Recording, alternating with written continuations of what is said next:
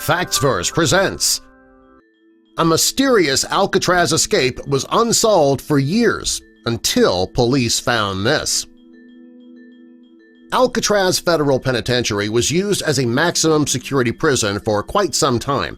That's because it was considered to be inescapable. Over the years, though, many convicts did try to escape, only to find that they were surrounded by freezing water and sheer cliffs.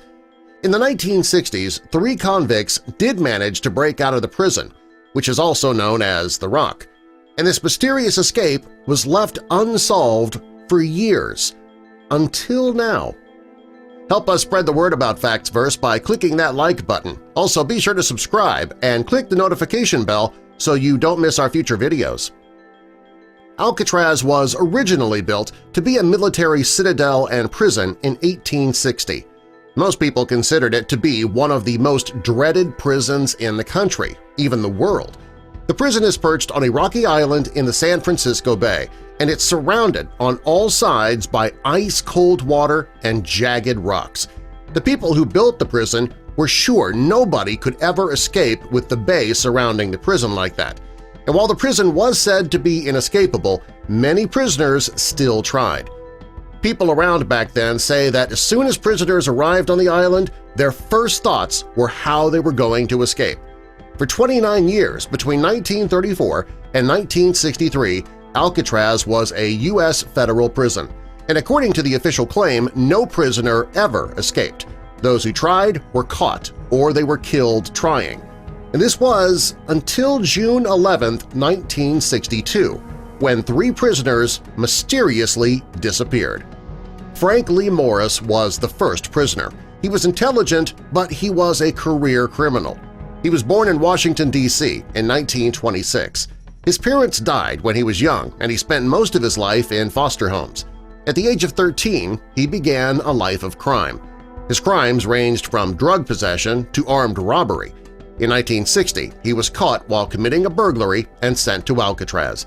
His inmate number was AZ-1441.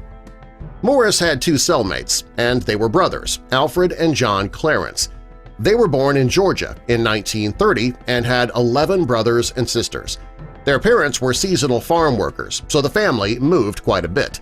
In the 1950s, the 2 brothers started robbing banks and other businesses together. They chose places that weren't open so nobody would get hurt.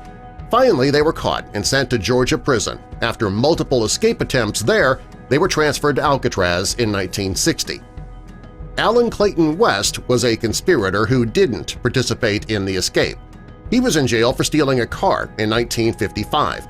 He was a murderer and a career criminal. He tried to break out of a Florida prison and was transferred to Alcatraz in 1957. Now, he didn't escape with the others because he couldn't get the ventilator grill in his cell out in time, and he died, serving a life sentence. The 4 prisoners spent months trying to come up with a plan. It took the men several months to dig their way through the ventilator shafts in their cells, and they used decoys, and in the middle of the night they made their way to the bay. They planned to sail away undetected. To keep the guards from seeing that they were gone too soon, the men created dummy heads made with a mixture of soap and toilet paper. They used paint from the maintenance shop and hair from the floor of the barber shop to make those heads look real. They even filled their beds with clothing to make it look like they were sleeping. During the music hour, which was the time that inmates could play string instruments, the men would dig their way through the ventilation system. They used discarded saw blades, stolen spoons, and a drill made with the motor from a vacuum cleaner. They concealed their work with cardboard and other items, and it wasn't long before the holes were large enough for them to climb through. When the night of the escape came, Alan West couldn't fit through his hole. The others didn't want to wait, and they left him behind. He admitted that he was involved, but he refused to tell the authorities the entire plan or what they were going to do once they got onto the mainland, and that secret died with him. Morris and Algens were able to leave their cells, and they headed down the tunnel. They came to the roof. The shaft crashed closed, but since the guards heard nothing after that, they ignored it. The men went down a 50-foot wall after sliding down a kitchen vent pipe. All that was left to do was climb the 12-foot barbed wire fence. The men managed to build a raft using 50 raincoats sealed together and a broken steam pipe. They even built their own wooden paddles. After 10 p.m. on the night of the escape, they blew up the raft and took off to sea. They took advantage of a blind spot in the area, and that way the lights and the guards at the gun tower wouldn't be able to see them. The next morning, the guards realized the men were gone. They searched the prison, the island, and the bay. Next, they headed to Angel Island and they searched the beach for debris that washed up on the shore. It was the largest manhunt in history, but they found no one. The authorities found no bodies, no boats, nothing. They thought that maybe the convicts were dragged out to the Pacific Ocean. The Anglin brothers were great swimmers, so this theory didn't hold much water. For the next 10 days, a massive search was conducted on land, in the sea, and in the air. 4 days into the search, a paddle was found floating near Angel Island. The same day, a wallet wrapped in plastic was found. It had names, addresses, and photos of people on the outside. On June 21st, they found more evidence. Torn shreds of raincoat material were discovered on Angel Island Beach. They also found a deflated life jacket. A Norwegian ship was sailing in the bay when they saw a body floating 20 miles past the Golden Gate Bridge. They saw it on the day of the escape, but they thought nothing of it until they heard about the escape. The description fit Frank Morris. There was some proof that the Anglin brothers lived. First, a man called a lawyer's office claiming to be John Anglin.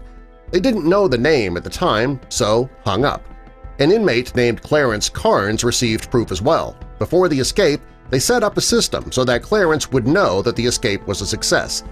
Just as the men decided, he received a postcard that had the code word "Gone Fishing" written on it. It's believed that the brothers had help on the outside. They were supposed to have met up with a contact from the outside named Ellsworth "Bumpy" Johnson. He was the underworld king of Harlem. People believed that he arranged for a boat to pick the men up on Angel Island. Clarence Carnes says the boat was taking the men to Pier 13 in Hunters Point. In 1993, a former Alcatraz inmate named Thomas Kent told America's Most Wanted that he had helped plan the escape.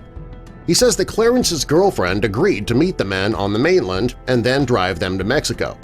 In 2015, nieces of the Anglin brothers say the men are in their 80s now and they're still living in Brazil. Alcatraz closed in 1964, but it is still open for tourists to visit. We may never know if the men all really lived through the escape and if they are alive today, but I'd like to think they are. Subscribe for more.